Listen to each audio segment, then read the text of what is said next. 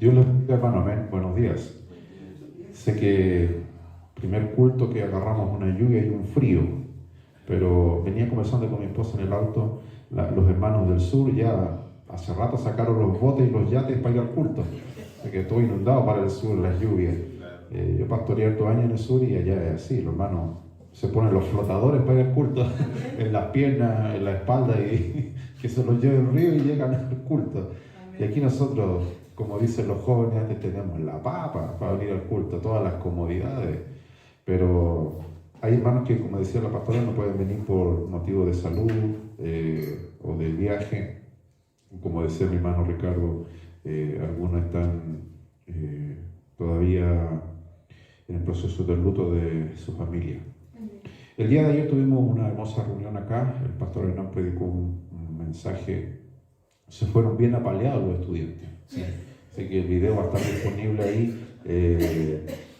Agradezco al hermano Ricardo, a su esposa, porque el día de ayer también nos ayudaron. Faltaron algunas cositas, pero el hermano al tiro estaba atento como el chapulín. El chapulín tenía dos antenas, y una apuntando ahí y nos ayudó a unas situaciones que nos faltaban y le agradezco a él y a su esposa. El video va a estar disponible hoy en la tarde de la ceremonia que se realizó ayer sobre el asunto del curso ministerial. Estamos entrando al quinto mes del año, como pasa el tiempo. Ahora es mayo y debemos sin duda encomendarnos a la gracia del Señor. Uno de los desafíos más importantes del cristiano hoy es sentir la guianza del Espíritu de Dios. Y eso es lo que vamos a hablar el día de hoy. Voy a pedir que abra su Biblia en el libro de la carta del apóstol Pablo a los Romanos, el capítulo 8, verso 14. A medida que lo vamos encontrando, nos ponemos de pie. Romanos 8, 14.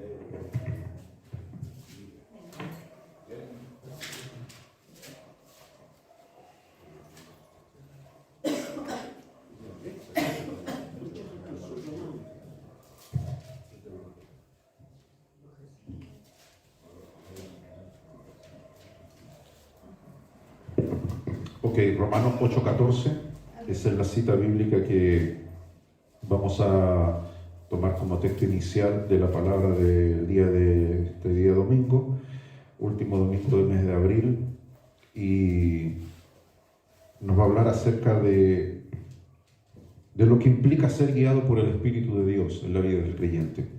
Romanos 8:14. Habiéndolo encontrado, le vamos a dar lectura a la palabra del Señor, en el nombre del Padre, del Hijo y de su Santo Espíritu. Amén. Romanos 8:14 dice así la letra. Porque todos los que son guiados por el Espíritu de Dios, los tales son hijos de Dios. Nuevamente lo leemos. Verso 14 de Romanos 8. Porque todos los que son guiados por el Espíritu de Dios, los tales son hijos de Dios. Tome su asiento, mi hermano, porque ya hemos orado por la palabra en esta mañana. Como les dije al inicio, uno de los desafíos más importantes para el cristiano hoy es demostrar, asegurar que realmente es un hijo de Dios. Aquellos que conocen las prédicas mías siempre reitero lo mismo. Estamos en un tiempo donde cualquiera toma el nombre de Dios, se quebranta uno de los 10 mandamientos, uno de los mandamientos que está en el decálogo que Dios le entregó al pueblo de Israel en el monte Sinaí, el cual dice: no tomarás el nombre de Jehová tu Dios en vano. Bueno, hay gente que tiene medalla de honor, condecorado por pasarse salud roja permanentemente. Toma el nombre de Dios en vano. ¿De qué manera? Hoy cualquier círculo de creyentes toma el nombre de Dios, y no hablo con respecto a ponerlo en un letrero sobre un muro, no, hablo de ponerlo en su vida, en su mente, y decir de que porque invoca el nombre de Dios ya es un hijo de Dios. El tema pareciera difícil, pero no es difícil. El apóstol Pablo zanja en uno de muchos textos que vamos a leer en Romanos 8:14 lo siguiente, y lo volvemos a leer. Dice: ¿quiénes son hijos de Dios? La parte inicial del texto dice: todos los que son guiados por el Espíritu de Dios. El ser guiado por el Espíritu de Dios hoy en día es un tema que en muchas iglesias se lo plantea de manera muy emocional. No por llorar, y con esto quiero que nosotros, que ya todos los que estamos aquí somos maduros en las cosas de Dios, maduro no quiere decir que llevemos tiempo, sino que el poco tiempo que llevemos tomemos convicción y seriedad en lo que plantea la palabra. No por llorar, ¿cierto? No por mostrar una faceta emotiva, eso quiere decir que alguien es espiritual. En muchos círculos cristianos, sobre todo en círculos pentecostales, yo he estado participando en muchas de esas reuniones y la gente suele decir, el pastor es ungido porque grita mucho, se le pone azul aquí la vena y es un siervo de Dios porque transpira mucho cuando predica. Y suelo a veces escuchar gente en otras iglesias dicen, mi pastor es ungido, y el tipo es un patán, el tipo es un porqui, por no decir otra cosa. No tiene testimonio, tiene prontuario.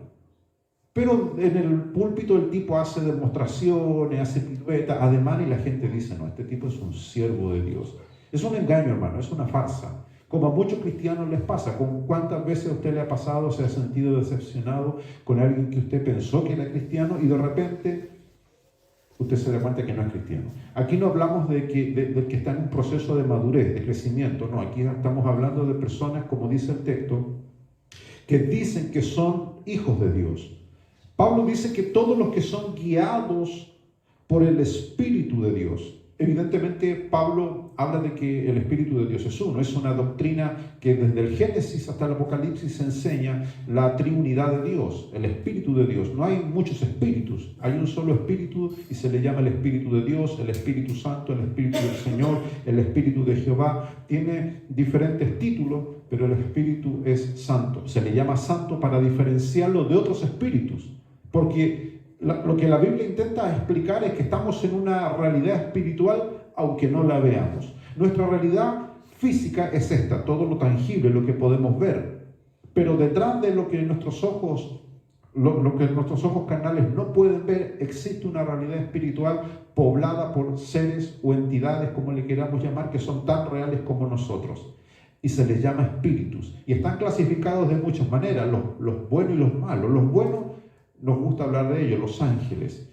Y hoy día en esta era de internet, que siempre hablo mucho de esto, y los adultos todos tienen acceso a eso, ¿cierto? De repente agarran un TikTok, un YouTube, un Reels. Todavía no sé lo que es un Reel, he intentado averiguar lo que es un Reel, tengo Facebook, ni siquiera sé lo que es eso, pero aparecen todas esas cosas y te llegan mensajes, ¿cierto? Y te dice, así eran los ángeles, y te muestran videos y cosas, y eso confunde a la gente.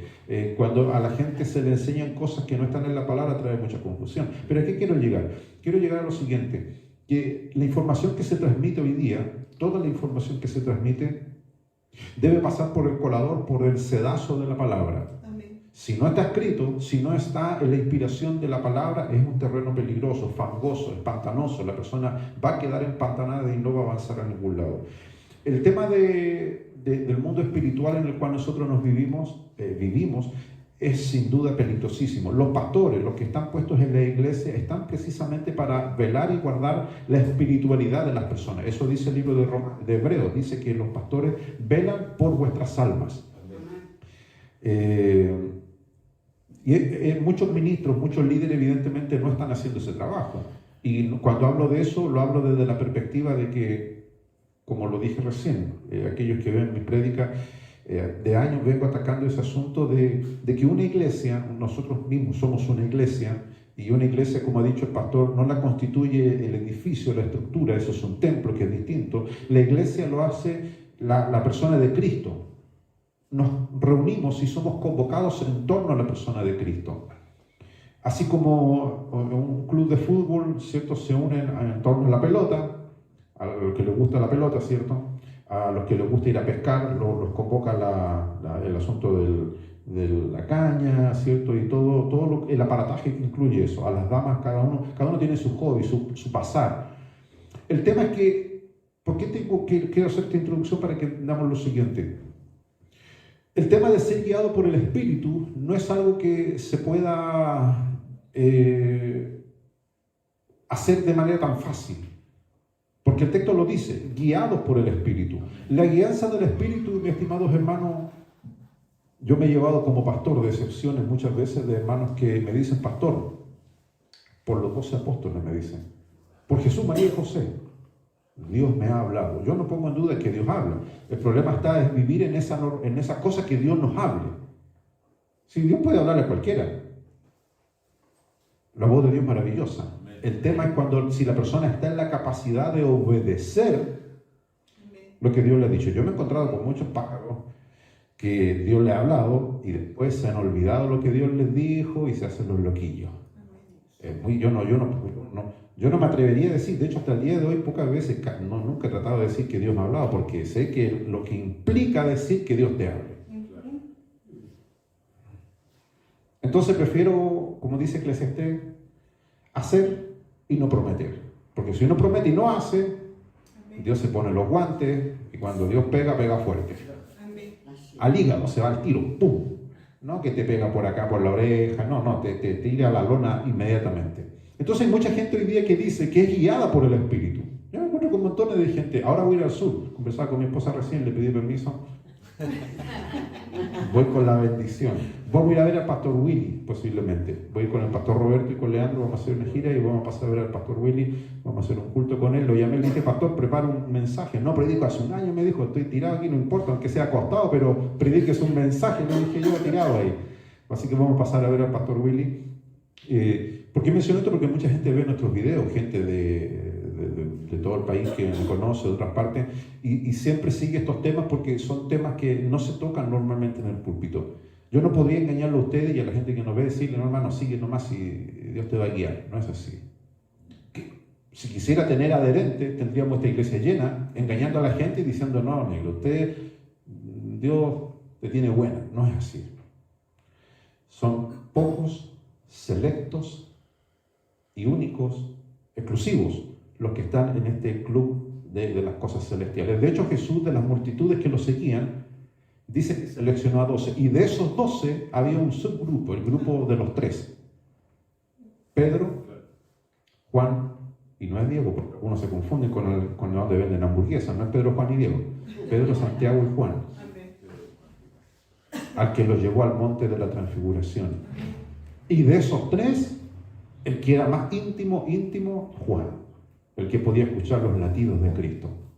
Entonces, el tener esa bendición de ser guiados por el Espíritu de Dios nos da ciertos privilegios. Ahora, mi estimado hermano, estos consejos pastorales que vamos a oír en esta mañana son para que entendamos de que en el tiempo en que nos estamos desenvolviendo es peligroso. Hay espíritus impostores. Leí hace mucho tiempo, se lo comentaba a los estudiantes que les hice el curso, a veces es bueno leer biografías de otros líderes, biografías de vida cristiana. Hay muchos hombres a través de la historia cristiana que han sido grandes líderes, uno puede ver sus fracasos y sus victorias. Y el cristianismo en otros países es distinto en cada continente porque el cristianismo se enraiza en la cultura. Nosotros hacemos muchas cosas que son propias de nuestra cultura. Si fuésemos a la India, tendríamos que andar obligadamente con un turbante, nos guste o no. Si fuéramos a los países asiáticos, tendríamos que adaptarnos a la cristiandad y a la forma en la cual ellos expresan su cultura. Entonces, intento explicar esto para que comprendamos lo siguiente. Cuando nosotros hoy en este país, en estos países que nosotros vimos, hablamos de espíritus, ¿cierto? Cuesta hacer entender a la gente lo que la Biblia intenta decir por espíritus. Me refiero al mundo angélico benigno y al mundo espiritual maligno. Porque cuando llegaron nuestros colonos, ¿cierto? Los hispanos hace 500 años atrás, y se encontraron con todos los mayas, los aztecas, los araucanos, los apaches, toda la gente que poblaba los amerindios, los nativos, ¿cierto? Se fusionaron lo que era el catolicismo romano con las creencias nuestras y surgió lo que hoy día usted ve. Hoy día gente que tiene conceptos de Dios en una mixtura, mezclados. Nuestras culturas hispanas, hay temas que son tabú y no se hablan. Por ejemplo, el tema de la muerte misma. No es un tema que se hable. La gente habla de la muerte cuando alguien está por morir. Y después los tipos que te venden tumbas, esos infames que de repente te hacen recordar de que tú eres un mortal. Y se te acercan para venderte una tumba. Pero por regla general, la gente cristiana y no cristiana no piensa en la muerte. Por eso el cristianismo hoy día es tan superficial en este país. El tipo vive como que si fuera un inmortal, un Highlander. En otros países, como en Asia, Corea, China, Japón, el cristianismo es intenso, porque en su cultura se les enseña la realidad de la muerte, que realmente hay un más allá. El otro día veía una estadística del gobierno actual, el cual decía de que en este país el alto porcentaje de jóvenes ya no cree en la eternidad, ni en la vida eterna, ni en valores cristianos, nada. Una cifra alarmante. Si tú hablas con un joven, cree en cualquier cosa, los héroes que ellos tienen del momento. Cuando nosotros éramos jóvenes, ustedes mismos, nuestro referente, no sé, el Chavo, Tommy Jerry, Pluto, Tribilín. No quiero mencionar a los infames que son los referentes de hoy en día. Siempre los menciono. El Pailita, el Marcianeque, ¿cierto? La Naya Fácil, que me llega a dar acá cuando menciono esos nombres. Pero usted dirá, ¿qué importancia el pastor tiene en que usted hable esto desde el púlpito? Porque ese es el mundo real en el cual nosotros vivimos. Ese es el mundo real en el cual nosotros vivimos. Ni qué decir de los políticos y del que está sentado en el señor presidencial. O sea, el mundo en el cual nosotros vivimos es un mundo espiritualmente caótico. Si externamente usted ve un caos y ve una confusión, en el mundo espiritual es peor. Entonces, cuando la Biblia dice, Pablo, que los que son guiados por Dios, esos realmente son hijos de Dios, Pablo siente una base bíblica indestructible. No hay otra forma de ser un hijo de Dios a no ser que sea que Dios te guíe. Y aquí entramos al ejemplo de aquellos que hemos sido padres. Mi hijo ya tiene 18, 19, ya no lo puedo andar trayendo de la mano, no va a querer, ¿cierto? No va a querer porque seguramente tiene su pretendiente o ya no es un bebé. Mi hija tiene 13, todavía salimos y me da la mano, pero después yo sé que no lo va a hacer. Pero cuando eran pequeñitos, ¿cierto? Cuando tus hijos, Felipe, eran cachorritos, eran cachorros, eran gatitos recién paridos, ¿cierto? Los hijos de mi hermana Irma, todos, mi hermana Janet, todos, hermano Renal, todos tenemos eso. Mi hijito andaba de la mano conmigo. Te buscaba, quería estar contigo. Y tú lo podías guiar. Pero después ya el cachorro ya no es cachorro. Y ya no tiene olor a cachorro ni nada. Se fue eso y ya es otra persona. Aquí habla de la guianza, dice que el Espíritu guía, dice, guiados por el Espíritu. Difícilmente el Espíritu va a guiar a alguien que es insurrecto, alguien que tiene rastros, ¿cierto? O evidencias de no haber sido realmente purificado por la sangre de Cristo. Vuelvo al ejemplo paternal, cuando usted tenía a sus hijos pequeños, usted los bañaba. Pero ya yo no puedo agarrar a mi hijo y bañarlo. Y tú le dices como Lázaro, y él ya le dice, ya está pasado, y tú dices, pues ya, muchacho, tienes que ir a refregarte. Pero cuando tu hijo es pequeño, tú lo bañas. Las mamás, las que ya criaron, esa etapa linda, ¿cierto?, del pañal, de echarle talco y perfumarlo, y si era niña, vestirla como una princesa, ¿cierto? Al niño usted lo peinaba como quería, después ya no, cambia. Después tú lo miras, ¿qué le pasó a esta criatura? Ya, ¿cómo se peina con soplete? Dicen los pelos para arriba. Ya no lo puedes vestir como tú quieres. Ya no se deja guiar. Pablo está hablando de eso. Pongo ejemplos terrenales para que nos entre un poco en el zapallo, como dicen los pastores de campo.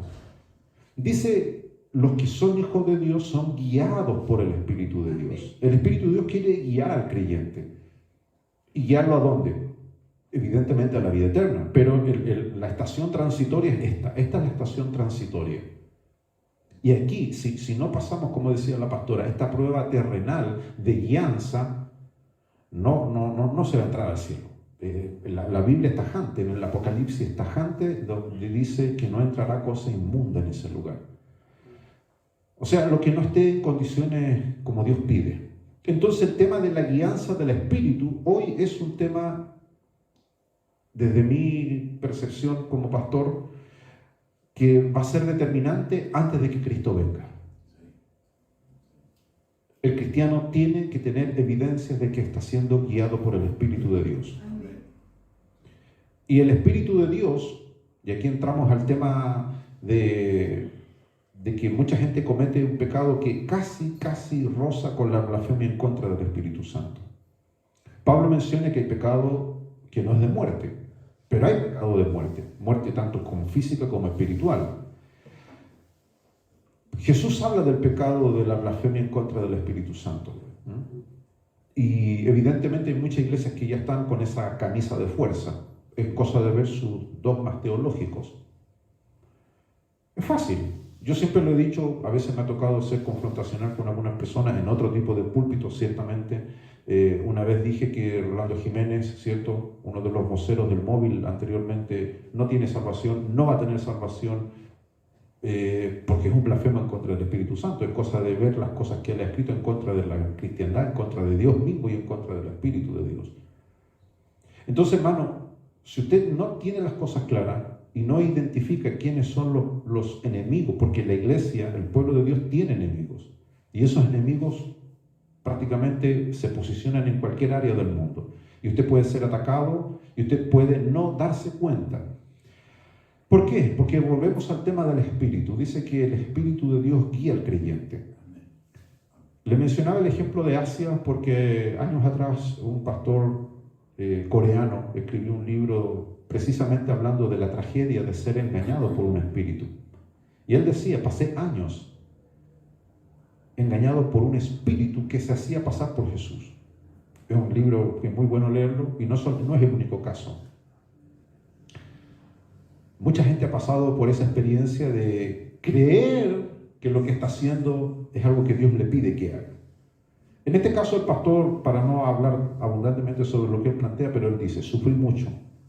No era mi ministerio bendecido ni pleno, pero hasta que un día recibí la libertad. Imagínate, un hombre de Dios. Recibí la libertad y ese espíritu impostor que me cegaba y me engañaba fue derrotado. Lo he visto también. Como pastor he visto ese espíritu operar en muchos creyentes que piensan que lo están haciendo bien. Soy el miembro ideal. Pero en el fondo esa persona no está siendo guiada por Dios. Una persona que está siendo guiada por Dios no puede ponerle palo a la rueda. Que ese es un juego que se hacía mucho antes cuando los chicos andaban en bicicleta. El que te tenía mala venía por detrás y ¿qué te hacía? ¿Qué te metía? Palo en la rueda. ¿Y dónde ibas tú a caer? Quedabas como yo, con un diente menos. Me pasó por eso, te lo cuento porque lo viví. No faltó el que dijo, vamos a ponerle un palo a la rueda de la bicicleta y caes y te rompes la cabeza en el piso. El diablo hace eso, hermano, y usa gente para hacer eso. Entonces nosotros estamos viviendo en un tiempo donde a veces no quisiéramos hablar de esto. Quisiésemos que la iglesia fuese un encuentro de puros peluches. Que tú entres aquí y todos aromáticos y todos, ¿cuál más cariñoso y abrazarnos? Hermano, tenemos que entrar en un periodo de madurez y darnos cuenta de que este periodo de transición en el cual nosotros estamos viviendo se va a ir acrecentando el nivel de violencia en el mundo, porque la Biblia lo dice. Y se va a acrecentar el nivel de confusión. Debemos orar y decir, Señor, yo necesito que usted guíe mi vida.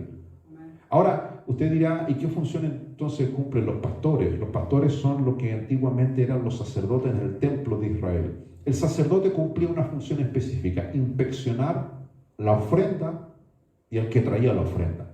El sacerdote, por eso el sacerdocio judío se corrompió, porque venía el tipo al templo y pasaba un billete por debajo.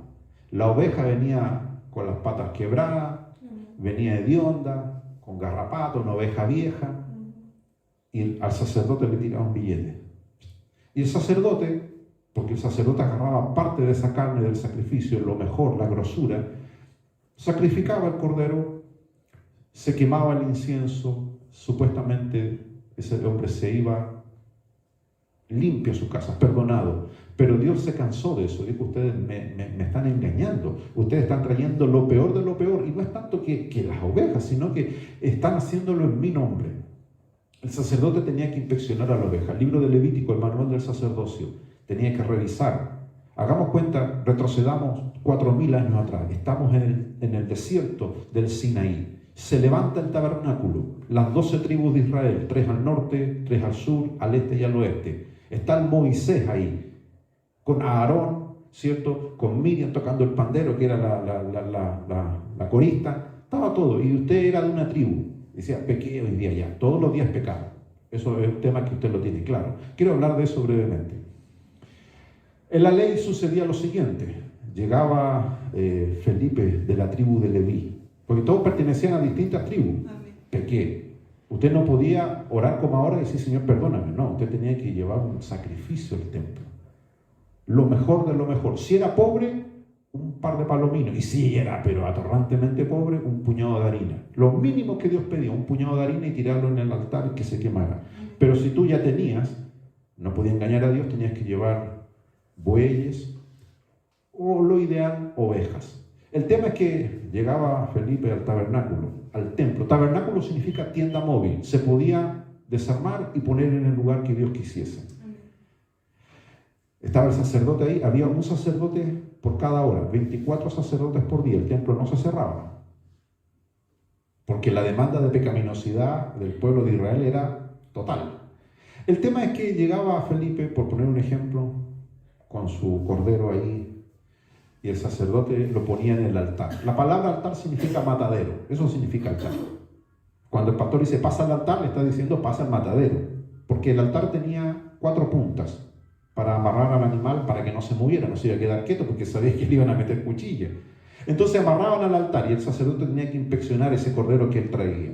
Si el cordero era puro, sin mácula, sin defecto, como la ley lo pedía, el sacerdote ponía la mano sobre Felipe y ponía la mano sobre la cabeza del cordero, simbólicamente la culpa de Felipe, todo lo que él haya confesado, y tenía que decirlo delante del sacerdote. Todo lo que hizo. Señor, no pagué el gas, no pagué el agua. Todas las cosas malas que él haya hecho. Y simbólicamente esa culpa pasaba al corderito. Felipe no podía irse a su casa, él tenía que presenciar todo. Lo que a él le tenía que pasar, le pasaba al cordero. El sacerdote tomaba la daga, inmolaba a ese cordero, lo desangraba. Por eso todo esto es importante leerlo, porque la Biblia dice que sin remisión de sangre, ¿cierto? No hay remisión de pecados, sin derramamiento de sangre. El hombre tenía que observar todo ese ritual. Si el hombre realmente iba compungido, iba a quebrantarse, iba a llorar, iba a entender de que ese cordero inocente iba a morir en su lugar. Ahora, si el sacerdote que inspeccionaba eso se daba cuenta de que la persona, el penitente, iba con una oveja defectuosa, le decía, usted no puede entrar aquí, tiene que volver con lo mejor. Y ese era el círculo, todos los días, todos los años, pasaba eso. Por eso cuando Jesús aparece predicando, Juan dijo, he ahí el Cordero de Dios que quita el pecado del mundo. Y comienza una etapa de libertad para las personas, que hoy usted si peca no tiene que traer un cordero de acuerdo a la ley judía o un ritual, nada. En Cristo tenemos la redención completa.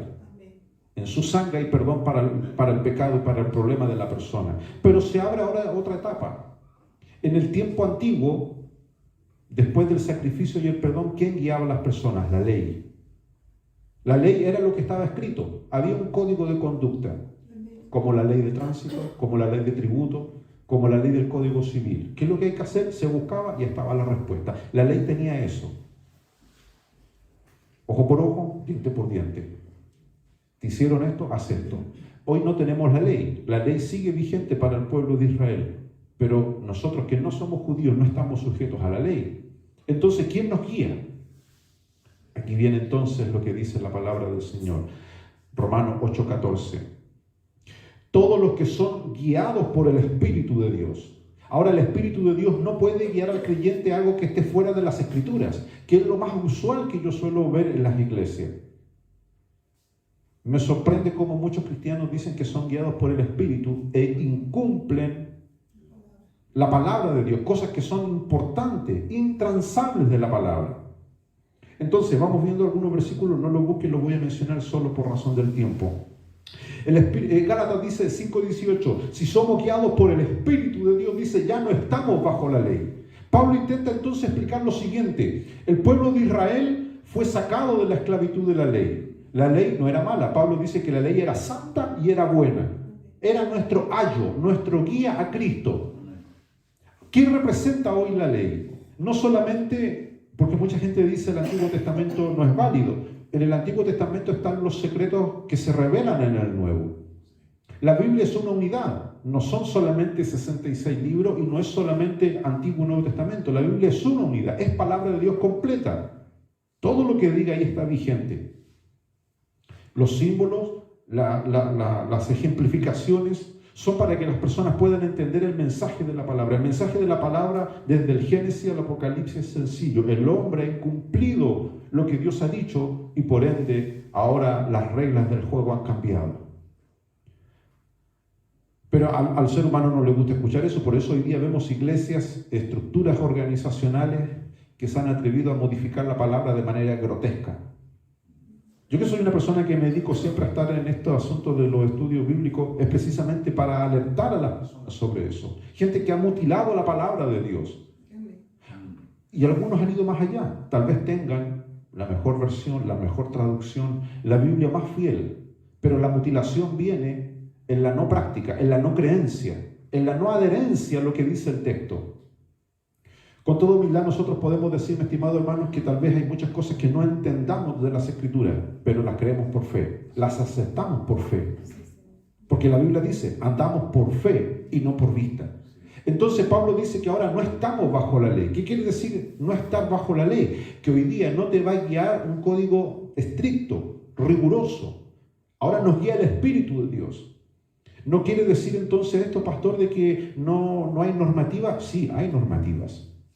Pero son las normativas del Espíritu, que siempre van a estar en concordancia con lo que dice la palabra de Dios. Yo he ido a iglesias donde se agarran de este versículo, Gálatas 5:18, y dice, hermanos, no estamos bajo la ley, démosle libertad al Espíritu.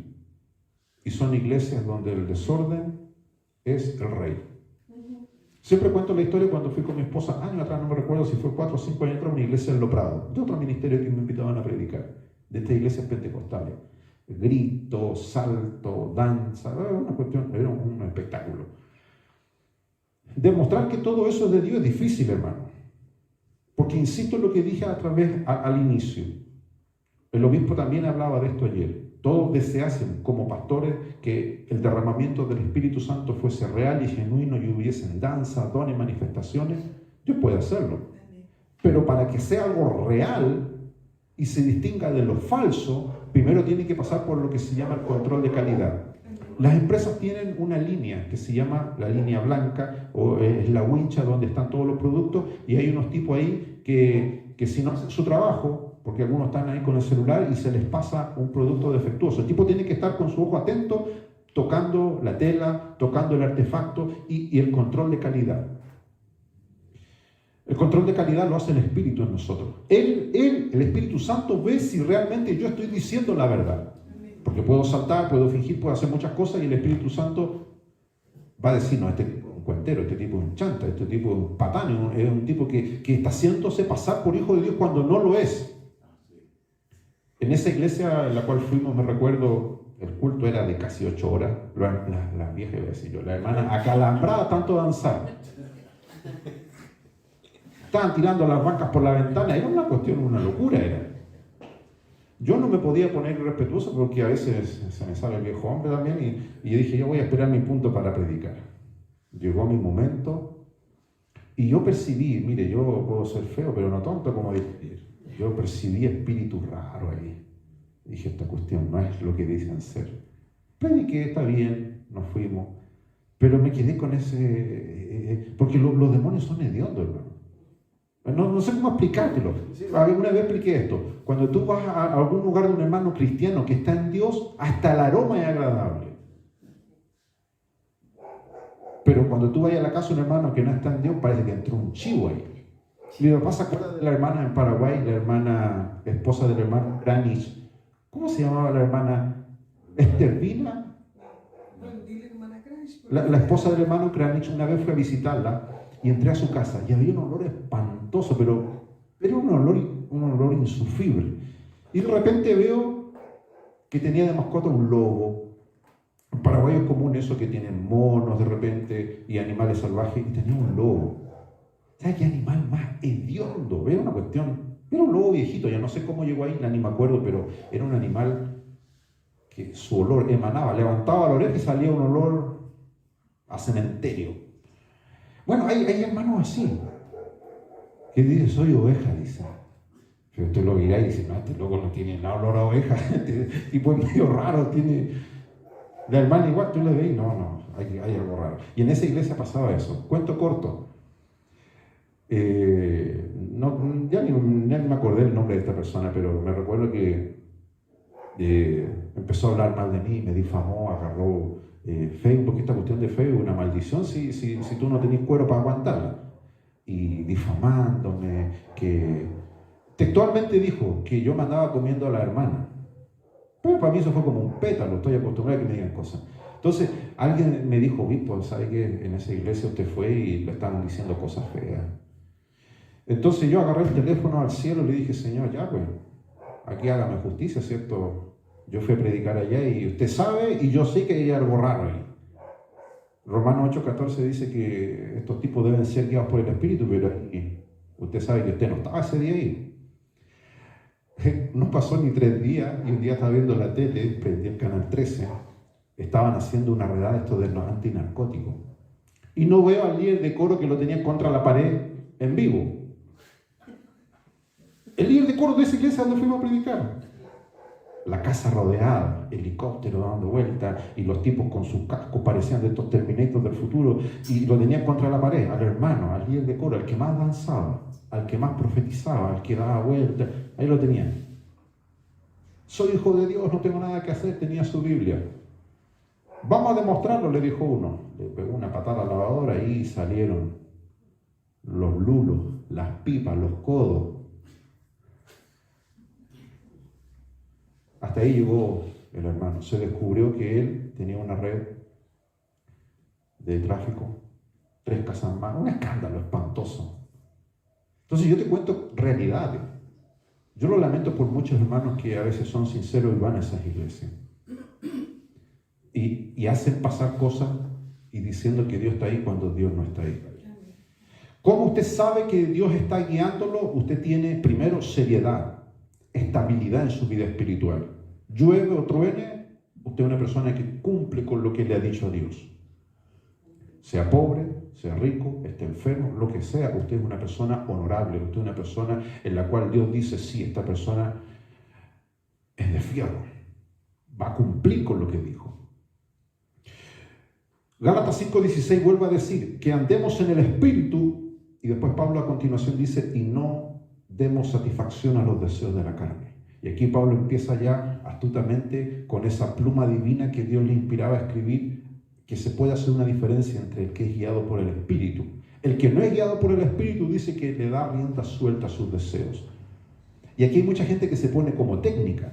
Pastor, explíqueme, ¿qué es ser guiado por el Espíritu? ¿Qué es lo que es ser una persona que no dé satisfacción a los deseos de la carne? A veces nosotros pensamos que los deseos de la carne son cosas necesariamente malas, pero hay cosas que para unos no son malas, pero para otros sí. Un ejemplo, pastoreé hace un tiempo una hermana que era compradora compulsiva. No era borracha, no era adúltera, no era fumadora, nada, era una muy buena cristiana. Ganaba muy buen sueldo. Un día también con mi esposa la fuimos a ver en su departamento allí en Independencia. Me dijo, pastor, tengo un gran problema. Gano casi 1 millón y me gasto 800.000 en zapatos, me dijo. Mire, aquí fui, vi, todos zapatos, pastor. Ni me los pongo. Tengo 2 pies nomás, pero gasto todo en zapatos. Eso es un deseo de la carne, evidentemente, que le estaba provocando y la estaba lastimando a ella. Entonces hay cosas que tú puedes desear, pero que no son legítimas. A usted le puede dar deseo levantarse a las 3 de la mañana, hacerse una longaniza con unos huevitos, pero no es el horario que corresponde. Puede hacerlo si quiere. Haga la prueba a las 3 de la mañana y se come una paila con 3 huevos y 2 longanizas. Aparte de que va a soñar con la bestia del Apocalipsis, va a tener una indigestión terrible. Puede hacerlo, es legítimo. Usted dice, ¿qué? Es total, es mi casa, es mi olla, es mi sartén, es mi aceite. Sí, pero es un deseo legítimo, pero no le va a servir. Entonces el apóstol dice, no satisfagamos los deseos de la carne. ¿Qué es la carne? La carne es un término que Pablo utiliza para hablar de lo que éramos antes, nuestra vieja naturaleza. Y aquí viene un dilema espiritual. Usted dirá, pastor, yo creo en Dios, me arrepentí, el Señor me perdonó. Pero ¿por qué no se me borra quién fui antes? ¿Por qué sigo recordando? Y es más, ¿por qué sigo teniendo deseos con peor que antes? Entonces nos preguntamos lo mismo. Porque la Biblia dice que hemos nacido del Espíritu. El Espíritu es lo que se comunica con Dios, ¿cierto? Pero el alma, donde están sus mentes, sus recuerdos, su personalidad, su carácter, su temperamento, es igual que el que era antes. O sea, hermano Renan, el mismo Renancito de antes. Hermano Ricardo, el mismo de antes. Lo que ha nacido de nuevo es su espíritu, que estaba muerto. No que no existía, muerto en el sentido de que no se podía comunicar con Dios. Ahora el espíritu le ha dado vida y su espíritu hoy se comunica con Dios. Pero su alma, ¿quién es usted en esencia? Es el mismo de antes. Y usted dirá, pero pastor, entonces estoy en un dilema, ¿no voy a cambiar? Poco probable, ¿para qué lo voy a mentir? Como les digo a los hermanos, si usted es idiota, va a morir idiota. Pero Dios tiene una solución maravillosa, los frutos del Espíritu. Amén. Gozo, paz, amor, dignidad, fe, templanza, mansedumbre. Contra tales cosas no hay ley, dice Pablo. Pablo vuelve a invocar la ley. Amén. La ley de la parte humana. Entonces, mucha gente dice, pastor, ore por mí porque quiero cambiar, quiero dejar este carácter idiota que tengo. Yo digo, lo primero que usted tiene que entender es aceptarse como usted es. El carácter, nuestra formación, nuestro temperamento, todo eso es producto de nuestra infancia, de nuestra niñez, nuestro entorno, y peor, cosas que heredamos. Sí. El carácter, el temperamento, muchas cosas se heredan. No solamente del papá y la mamá, sino de los abuelitos y de antepasados. Usted no sabe quién 200, 300, 500 años para atrás. No sabemos quién eran, pero somos una sopa de genes y se heredan muchas de esas cosas. Y a veces usted mismo reflexiona y dice, pero ¿por qué será así? No es un misterio muy profundo, pero somos el resultado de muchas combinaciones de nuestros antepasados. Pero la Biblia dice que somos nueva criatura, dirá usted, sí, nueva criatura espiritual. Pero el alma, o sea, ¿quién es usted? Sigue, y ese es el área donde tenemos que tratar. Pablo dice que somos guiados por el Espíritu. El Espíritu de Dios nos guía a nosotros hoy como personas. Su Espíritu, Jesús dijo que está presto, dispuesto a seguir a Dios. Y usted puede decir que es así. Yo tengo que creerle como pastor a todo cristiano que diga, yo amo a Dios. Ese no es el problema. El problema es la parte humana, la carne. Como Pablo dice, la naturaleza antigua, eso es la carne. Pablo lo dice, no satisfajamos los deseos de la carne. Lo que usted era antes va a querer interferir con su vida espiritual. Pablo lo dice en otros textos donde dice que la carne con el espíritu se contraponen para que no hagamos lo que queramos hacer. Entonces, si usted antes tenía otros hábitos, esos hábitos usted tiene que saber quebrarlos, romperlos, porque le va a dar problemas. Y hay mucha gente que dice, yo tengo este hábito dominado. Pues, el problema no es dominarlo. Pablo dice en Colosenses, hacer morir todo lo terrenal en vosotros. Porque si usted lo domina, puede tener 20 años y en 20 años más va a explotar de peor manera. Por eso vemos cristianos que llevan muchos años caminando en el Señor y después caen en desgracia espiritual y son un reproche para la obra y el Evangelio. Y uno dice, pero ¿por qué le pasó? Le pasó por eso, porque nunca hizo morir lo terrenal en él. Lo dominó, lo controló, pero nunca lo hizo morir. Y hacer morir lo terrenal en uno es difícil. Es difícil hacer morir lo terrenal en uno. Sigamos otras citas bíblicas. Pablo dice en Romanos 8, el Espíritu, se refiere al Espíritu de Dios, dice que nos ayuda en nuestra debilidad, en nuestra flaqueza. Pablo intenta explicar ahora eso para que el cristiano no se ponga triste. Ya que el panorama es oscuro, ya que el panorama es difícil, ¿qué hacemos con nuestra carnalidad, con nuestra humanidad? Yo sé que tengo la vieja naturaleza, pero no soy carnal. O sea, no me dejo guiar por mi carne. Ahora, hay cristianos que son carnales. Evidentemente se les nota. De hecho, al carnal hasta la mirada es carnal. ¿Te has dado cuenta? Y el santo tiene mirada de santo. Es una cuestión que se nota, se percibe. Es como cuando usted como mamá, abuelita, ve que el cabro chico le miente.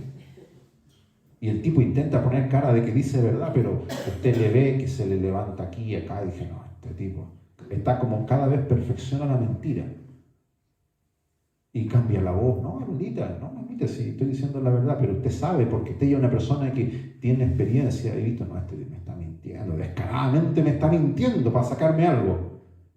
Dios lo mismo, ¿no? Tipo, llegan a la iglesia los domingos, todos los templos llenos, todos los templos, tiran besos para el cielo y alabanza, abren sus mejores cofres, corazón, Y Dios de arriba dice, mira a Miguel Arcángel todavía miente, loco, piensa que me está mintiendo, míralo como descarado, mira cómo me miente. Pero también Dios siente predilección por los que se muestran como son, fieles. ¿Quiénes son esos fieles? Jesús pone el ejemplo de dos tipos que van al templo un día de domingo, ¿cierto? Uno iba con su hoja de lo que hizo en la semana. Señor, en la semana hice todo lo que usted me pidió.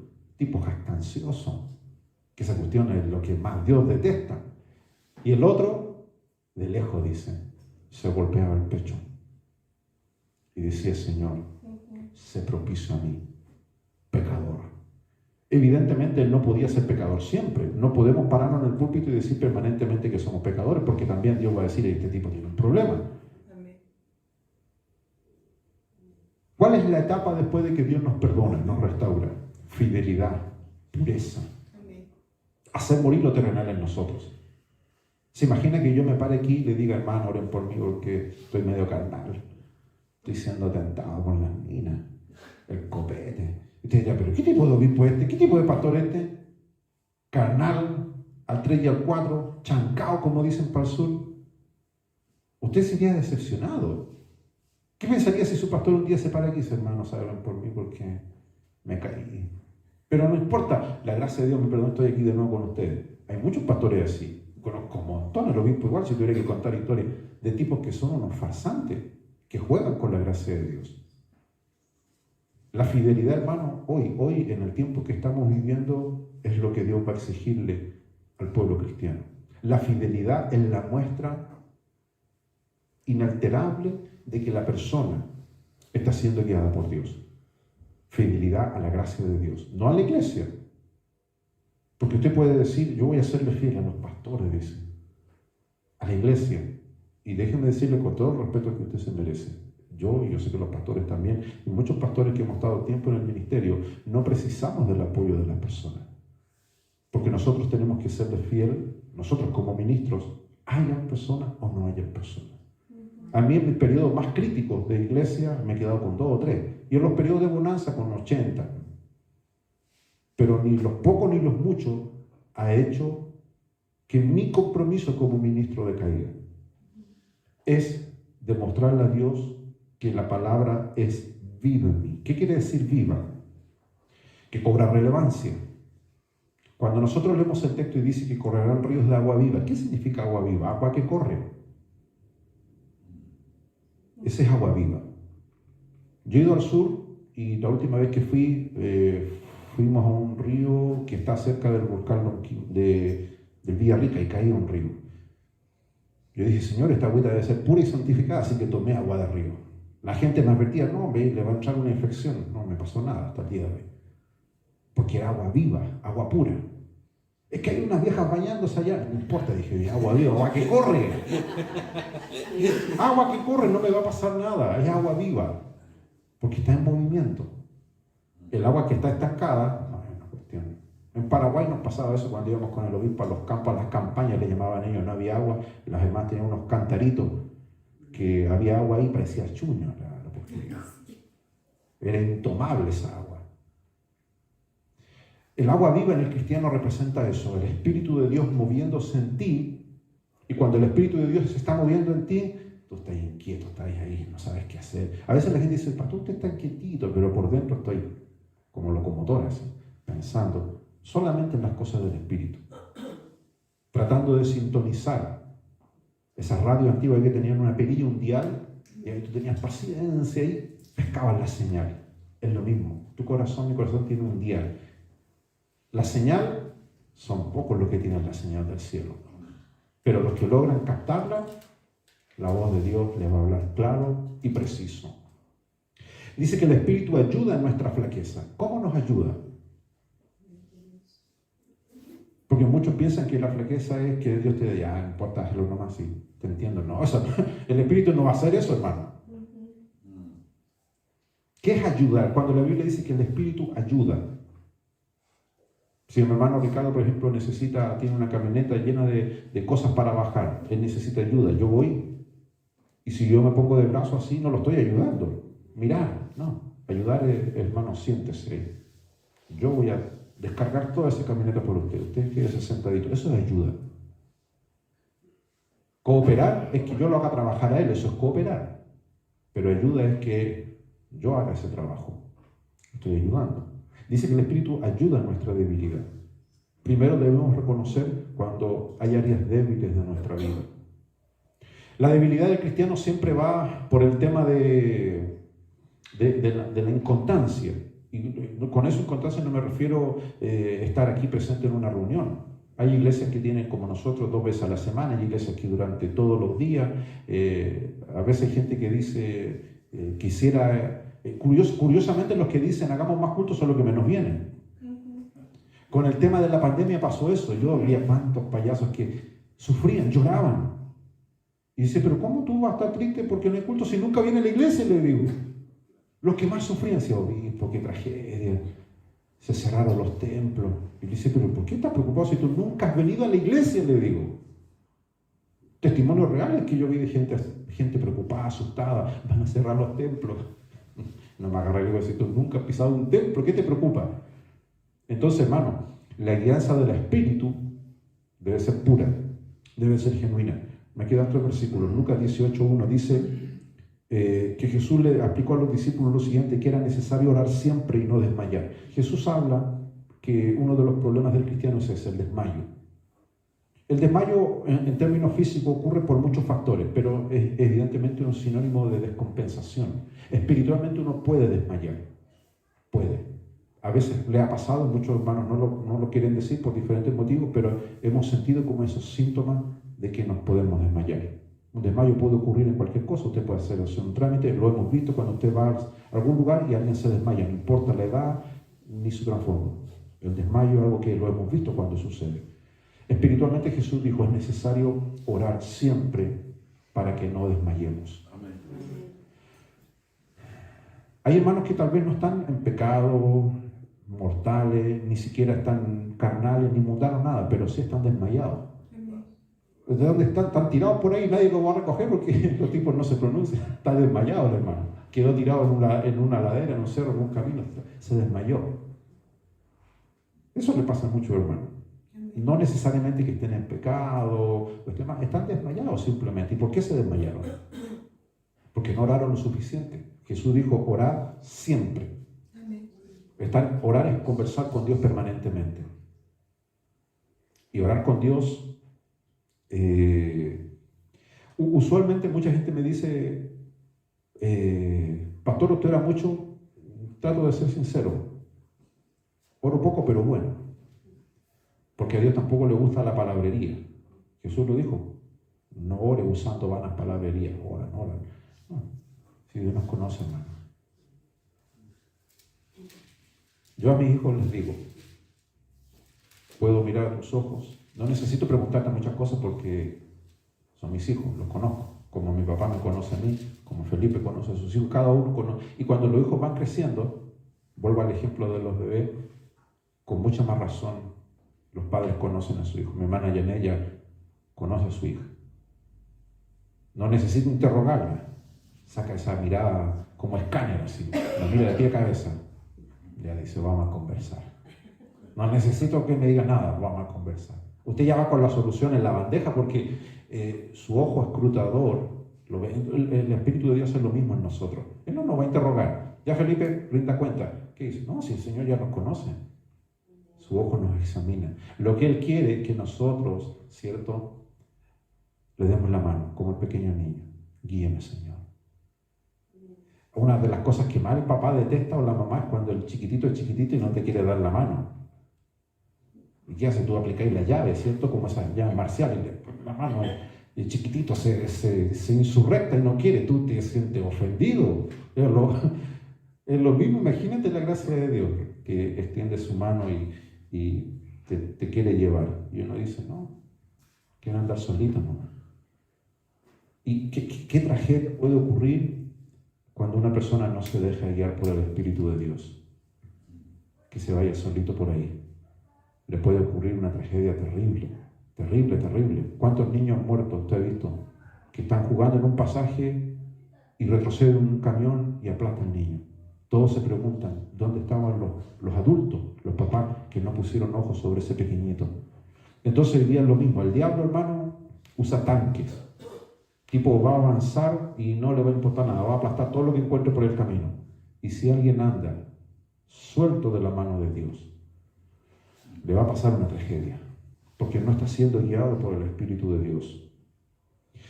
El apóstol Pablo en Gálatas habla de dos cosas: vivir y andar en el Espíritu. Son dos cosas distintas. Vivir y andar en el Espíritu. Para que usted después vea el video y esta cita bíblica de Gálatas 5, 25, 26 la lea. Dice que debemos vivir y andar en el Espíritu. Vivir y andar en el Espíritu no es, insisto, como pasaba en esa iglesia que yo fui, que los tipos estaban vueltos locos y decían, aquí está el Espíritu de Dios, y las bancas las tiraban por la ventana, hacían un montón de cosas. Pero en el fondo eran personas que por una mala enseñanza, por un mal liderazgo, por muchos otros factores, tenían ese resultado. Déjeme decirle, hermano, que el mayor y mejor avivamiento para usted, para mí, es obedecer al Señor. Y si eventualmente, como ayer el obispo decía, si el Señor nos toma en alguna manifestación especial del Espíritu, sea una danza, porque uno puede ser inspirado por Dios en una manifestación especial, va a ir con ese sello de que es guiado por el Espíritu de Dios. Una cuestión maravillosa que no va a traer reproche al Evangelio. El último versículo que quiero que leamos es Lucas 4:1, donde se nos habla que Jesús fue lleno del Espíritu, entró al desierto lleno del Espíritu y salió del desierto cuando fue tentado por el diablo lleno del Espíritu, que es un detalle que la Escritura lo menciona claramente. Lucas capítulo 4, verso 1, donde dice así, Lucas 4:1, y Jesús, lleno del Espíritu Santo, volvió del Jordán y fue llevado por el Espíritu al desierto. Si hubo un ser humano que experimentó al Espíritu Santo a plenitud, sin duda fue Jesús, porque lo dice este texto. Lo dice, Lucas 4:1. Jesús volvió lleno del Espíritu Santo, lleno. Y dice que el Espíritu lo lleva al desierto. Jesús no era guiado por el Espíritu, Él estaba lleno del Espíritu. Ahora nosotros podemos sentir la llenura del Espíritu Santo en determinadas circunstancias. Una visión, una palabra de profecía, una revelación, un sueño, un éxtasis, hablar en lengua, cualquier manifestación. Pero esa manifestación no va a durar 24 horas. Vamos a volver a nuestra realidad, vamos a enfrentar algún problema, ¿se da cuenta? La llenura es en momentos precisos, pero la guianza es permanente. La guianza del Espíritu es permanente. A veces la gente me dice, obispo, ¿usted habla lengua? A veces. Pero guiado por el Espíritu, siempre. Siempre. Entonces hoy día, quiero hacer hincapié en esto, mucha gente cristiana piensa que haciendo tales cosas demuestran que son hijos de Dios. Hemos llegado entonces, con base bíblica, a explicar de que la única forma que una persona sea guiada por Dios es que se deje guiar por Él. Ahora usted dirá, pastor, ¿por qué hay personas que no quieren ser guiadas por Dios? Evidentemente porque no quieran renunciar a cosas que tienen. Volvemos al ejemplo infantil. Vamos a salir, le dice usted al niño, tienes que bañarte, si no, no vas conmigo. Usted pone su ley, usted pone su argumento. Me vas a hacer pasar vergüenza, de esos pies hay que amputarlo, dice, están hediondo. No vas a salir conmigo así. Y el tipo quiere ir, porque sabe que el abuelito, el papá, la tía le va a dar un regalo, un obsequio. Entonces el tipo obligado se baña. Entonces a veces Dios lo mismo dice, yo quiero llevarte a cosas espirituales, pero por favor, hágase un arreglo, enchúlese. Y usted lo hace, y después ve que se sienta a la mesa de honor del Señor. Lucas 4:1 dice que Jesús fue lleno del Espíritu Santo, volvió de Jordán y fue llevado por el Espíritu al desierto. Y el verso 14, cuando Jesús ya sale de la tentación, dice: Jesús vuelve en virtud del Espíritu a Galilea y salió la fama de él por toda la tierra de alrededor. Jesús sale del desierto ahora en virtud del Espíritu. ¿Qué es la virtud? Es la fuerza, es la potencia. Que ahí es donde muchos cristianos no pueden demostrar eso. ¿Qué es la virtud? Es la fuerza. Usted puede tener un auto sin benzina, no tiene fuerza, no va a llegar a ningún lado. Pero cuando usted es guiado por el Espíritu, tiene fuerza, vigor. ¿Puede tener problemas? Sí, va a tener problemas. Yo no le voy a mentir. El problema va a estar ahí, pero usted va a tener fuerza, hermano. Virtud. Y dice que esta fuerza que el Espíritu Santo había llenado a Jesús durante esos 40 días, provocó algo en la gente. Dice que la fama de Jesús se esparció por toda la fama. Proverbios dice: la buena fama engorda los huesos, los robustece. Los huesos es el soporte de todo tu organismo. Y Proverbios dice que la buena fama engorda los huesos. ¿Qué es la buena fama? Cuando se habla bien de ti. A todos nos gusta que hablen bien de nosotros. Si habla mal de ti, tú no duermes bien esa noche. ¿Por qué los famosos son famosos? Porque todos hablan bien de ellos, los proclaman, ¿cierto? Y si el famoso habla mal de él, ¿qué hace el famoso? Se pone triste, dice. Y alimenta a sus fans. Bueno, la Biblia dice que la fama de Jesús, la gente empezó a hablar de él. ¿Qué empezó a hablar de él? Este tipo no es como nuestros líderes religiosos, no es como los fariseos, todo esto no. Jesús es distinto. Jesús comenzó a hablar de algo que los líderes de Israel jamás habían hablado, del Espíritu de Dios. En una iglesia hoy hay muchas iglesias que hablan del Espíritu de Dios, pero vuelvo para cerrar este mensaje a lo que dije al inicio. No nos engañemos, no es el Espíritu de Dios, porque el Espíritu de Dios jamás va a llevar a contradicción de las Escrituras. El Espíritu de Dios lo primero que hace, según Romanos 8:14, es guiar al creyente.